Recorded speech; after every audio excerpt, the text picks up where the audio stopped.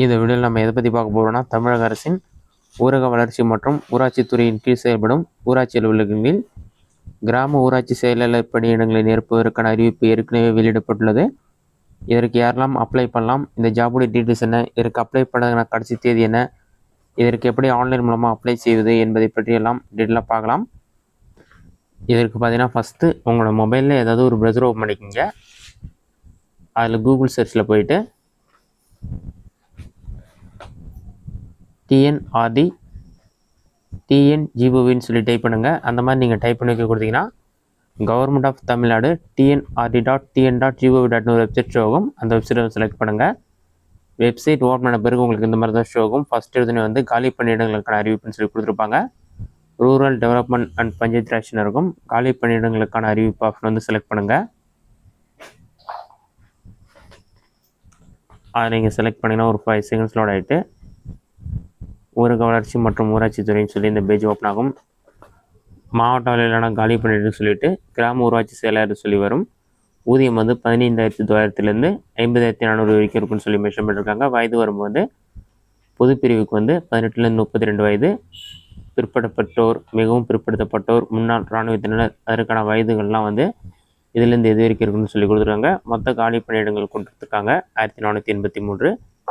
இன சுழற்சி விவரங்கள் கொடுத்துருக்காங்க. கல்வி தகுதி பார்த்தீங்கன்னா 10ஆம் வகுப்பு தேர்ச்சி பெற்றிருக்க வேண்டும். விண்ணப்பதாரர் குறைந்தபட்சம் 8ஆம் வகுப்பு வரை தமிழ் மொழி படித்திருக்கணும்னு சொல்லி மென்ஷன் பண்ணியிருக்காங்க. விண்ணப்பத்திற்கான கட்டணம் பொது பிரிவு பிற்படுத்தப்பட்ட வகுப்பினர் 100 ரூபாயும், ஆதி திராவிடர் 50 ரூபாயும் செலுத்துகிற மாதிரி இருக்கும். கடைசி தேதி பார்த்தீங்கன்னா 9/11/2025. நிபந்தனைகள் பார்த்தீங்கன்னா, விண்ணப்பதாரர்கள் கல்வி தகுதி, சாதி சான்று, முன்னுரிமை சான்று ஆகியவர்களுக்கு ஆதாரம் கண்டிப்பாக பதிவேற்றம் செய்யணும்னு சொல்லி மென்ஷன் பண்ணியிருக்காங்க.